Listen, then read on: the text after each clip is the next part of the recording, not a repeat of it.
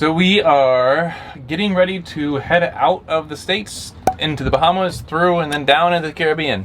So we're doing the final prep of all the things that we need to do. One of them is, every so often I like to completely clean the engine bays so that there's no splatter or mess or dust or anything like that, because our engines are old and they make splatter and dust, but they do it in a predictable manner. So if I clean everything, then I can keep an eye on if there's any kind of new mess, I guess. So I'm doing the engine. I hate doing this job. I'm doing this engine cleanings now before we head out, getting everything spick and span, and we have a whole bunch of other tasks to do, but for now, this is it. There's a lot of dust here because the alternator's right there and the blower's right here, so it sucks the dust in, the belt dust. It's not a ton of belt dust, but it's just there. So I cut my finger on a ring clamp, which those things are sharp, and it's just easy to do. I was pretty much done cleaning down there, but gives us the opportunity to show you our new med kit that we bought using kind of like my health insurance benefits. So FSA, for those of you who have an FSA, I use the FSA to purchase this med kit. It's a really nice med kit, and hopefully we never really have to use it much, but for minor cuts and stuff like this, sure. Alright, so it has a kit for bleeding, medications, burns, dental, suture, syringe, fracture spraying, wound care, CPR instruments. And then it has like directions in each of them for different things. Sometime when we have time, I'd like to take like emergency medical basic stuff, like how to give stitches and stuff like that. I think that would be useful for all the stuff that we're going to be doing. But we have a little bit of time before we go too far abroad, and we'll get it in probably before our first ocean crossing. So we're just gonna keep it in the guest bedroom. Kelsey left for Christmas and New Year's, and she'll be back. She'll meet us back in the Bahamas. All right, it's the day before the day we leave, basically. Today is Sunday, and we are probably gonna leave Monday night so that we can check in to Bimini, probably, first thing in the morning on Tuesday. After that, we'll be cleared, and we can just do whatever we want to do. Today is basically the last day we have to run around and do things. I kind of have to work a little bit tomorrow anyways, because it's Monday, even though it's still the holidays. So I just went and did a diesel and gasoline run, so the boat is full up on both diesel and gasoline, which makes me feel better. We still need to, and we have pretty much all the food we need, just a few more things. So I'm gonna run into town now, do those few more things, and the last major thing we need to do before we leave, one is the vet check for the dog, and that's tomorrow morning. And the other is we need to fill up on water. We're desperately low on water.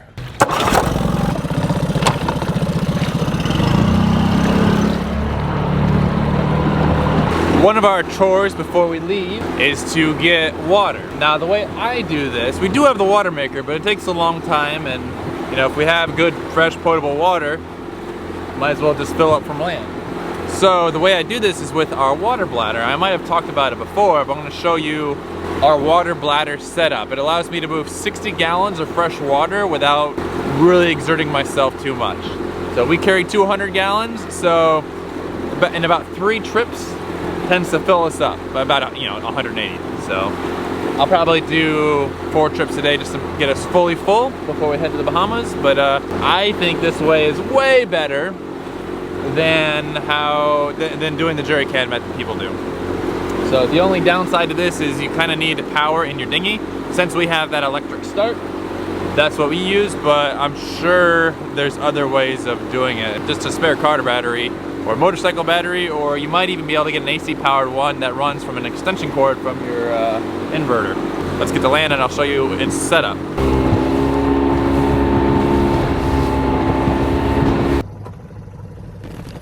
Got lucky, got right by the water pump.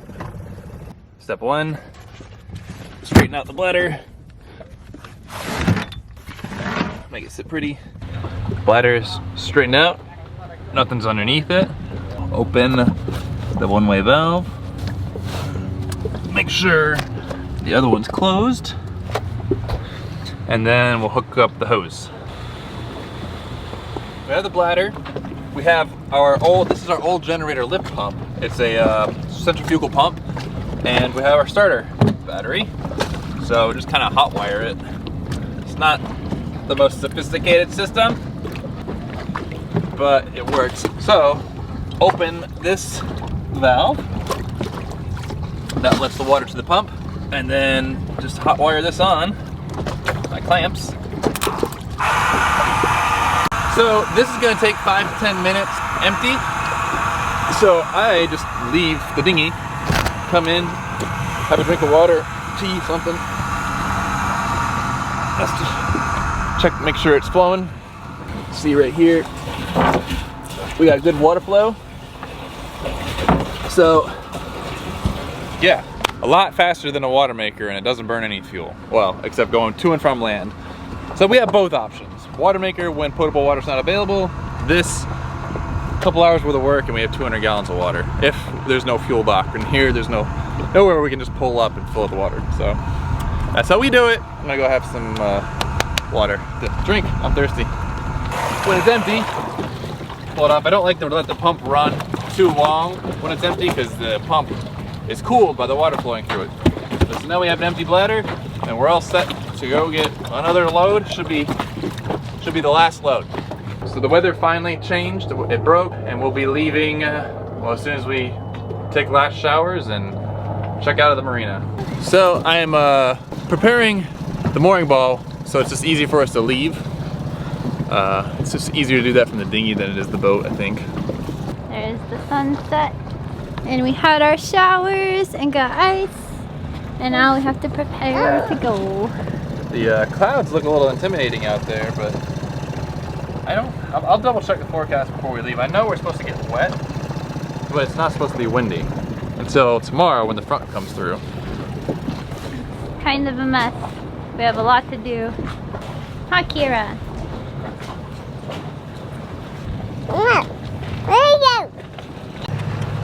Are you ready for the Bahamas?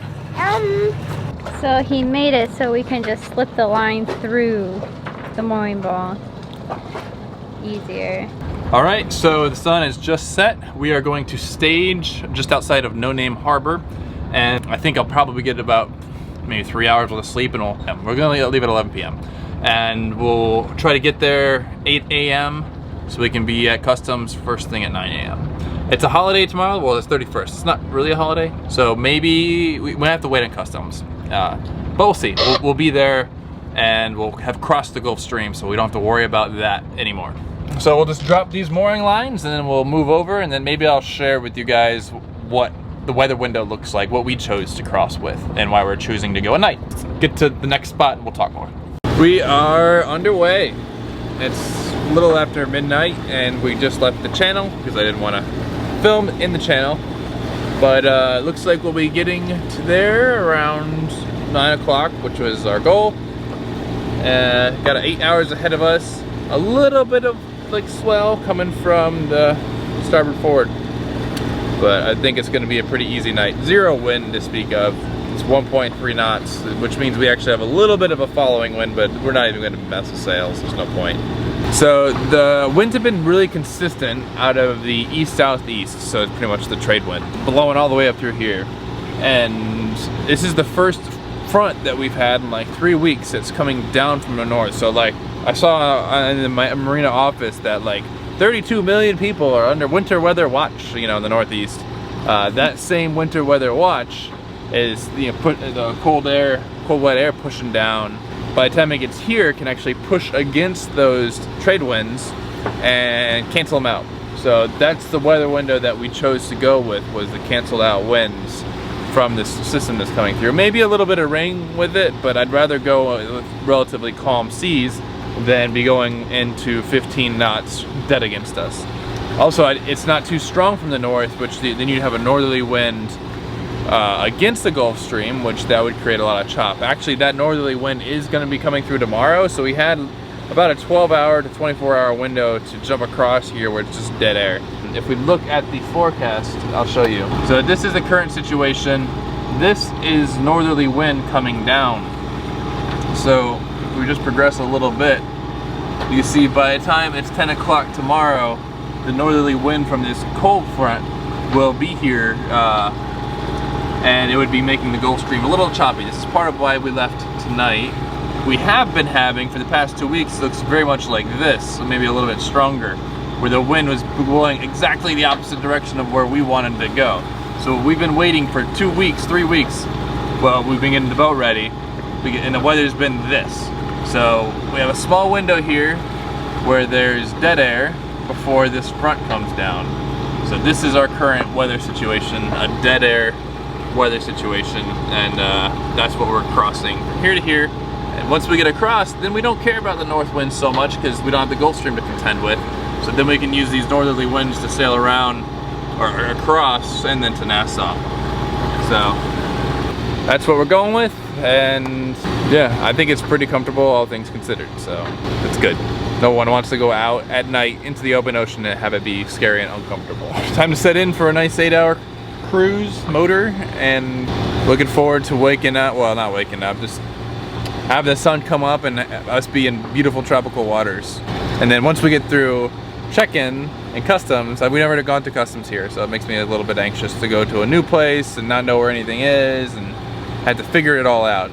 But last time was in West End? Last time was in West End, and that was so easy because the town was so small. Bimini's a bit bigger, I guess. So we're gonna be doing some on-the-fly figuring it out. I mean, I've already looked it all up, but you never, when you go into these islands, the internet in real life can deviate. So we'll figure it out when we get there. With the pet, there's always like, hopefully something didn't go wrong with the pet. We are coming into Bimini, and pretty easy sail. The wind picked up earlier than forecast, so I'm glad we got the early start, because if we were crossing the Gulf Stream right now, it'd be very choppy. So now I just have to figure out how to get in and how to check in. Like, going through customs always makes me a little anxious, and there's not a lot of information. Like, the information that I've read here is go to the marina and check in.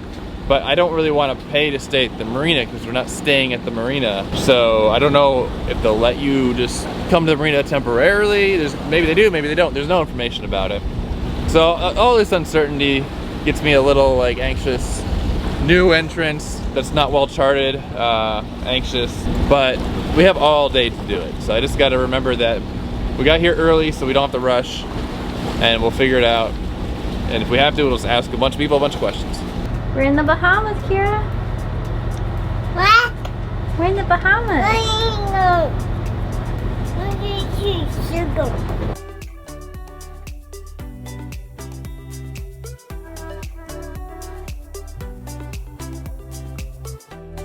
So Brian got the paperwork. We're gonna fill it out. It's really ambiguous if we have to pay to check into customs or not, or pay to tie up at the marina. So we're just gonna go through with the process and then see if they charge us. They mentioned a fee, and then they seemed like they forgot about it. To tie up at the marina, a landing fee, so to speak. And then they said we could probably dinghy in if we wanted to walk around. So it's typical island stuff. Nobody really knows what's going on. Yeah, last time. Talk about last time. Last time we just pulled up in West End, and there was a dock in front of the government building, and it was super easy. Paperwork. More difficult with the baby. Everything more difficult with the baby. This time, the dog is the easy one. We have cleared customs and immigration. Cute flag down.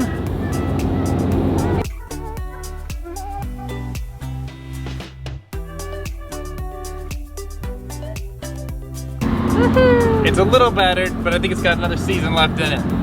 Second time in the Bahamas. This time check-in in Bimini. So, a couple notes about our check-in process this time. We didn't really need to tie up at this marina. Some people who are anchored out, just off the marina, I've cleared customs. Customs didn't come inspect or anything. So, but the marina said that we did have to tie up because customs would not accept us unless we were tied up. So, yeah, some islanding going on there. Had to walk from customs to immigration, which in West End was all in one spot. That was convenient in West End. Here, less convenient, and the roads are all flooded because all the heavy rains and the drains are clogged. So it was kind of like a parkour game getting to immigration. Once I was there, that was super straightforward in checking in. So the whole process was pretty easy. One note is that the forms that you have to fill out need to be filled out in duplicate. So you actually have to go to the customs office and get the forms from the custom office so it makes copies. You don't get them from the marina office anymore, and that's like a new thing as of last month. So when you come in, go to the customs office to get the forms, not the marina office to get forms. And you could probably just anchor out. We got away without having to pay this time because the girl said I didn't have to, but the guy said I did, so I checked out with her.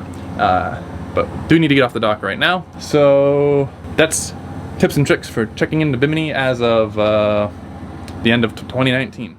And just like that, we are anchored in the Bahamas. We're at Cat Key right now. We're just waiting basically for tomorrow so we can cut across to Chub Key. It's about 12 and a half hour sail, but only 10 of those hours are in the shallow water, and we only have about 10 hours of daylight. So we'll do the 10 hours of daylight in the shallow water, and the last 2 will be deep water, and we'll come into Chub Key.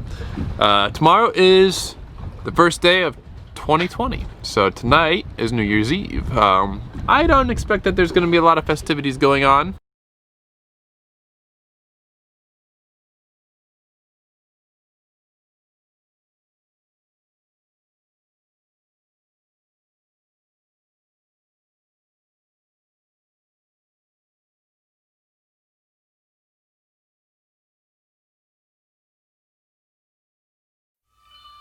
Time to take it easy. Front row fireworks.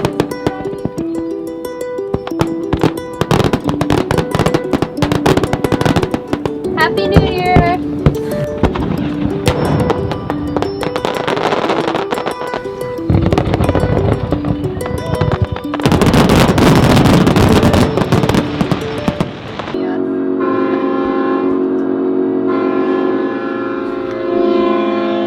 Damn, mega yachts. Ours would be like hoot hoot. We were both sleeping because we were exhausted because we left last night at about midnight. Just heard this huge noise. Boom! We both jumped out of bed super quick. Jessica thought somebody hit us. For some reason I thought somebody was robbing us. So I'm like flying open the back door, the cockpit door. I left extra lights on because I thought, you know, just make sure we're visible so nobody hits us being drunk for New Year's or whatever. And fly the back door open with a machete in my hand, ready to fight pirates or whatever, and look over and it's 11:59. I was like, oh, it's New Year's. And then there was this huge fireworks show from Cat Key. And then all the mega yachts were blowing their horns. And it sounds like there's a party going. Say hi, Jessica. So we definitely didn't sleep through the New Year, even though we intended to. It was a pleasant surprise. It was a really impressive show. It's a runway here, an airport, and they did the show right off the airport, and as the fireworks lit up, you can see the teal waters all around the boat. It was pretty cool. Awesome first night in the Bahamas. Yeah, first night in the Bahamas, just for us. Alright, I'm going back to bed. Happy New Year's, guys.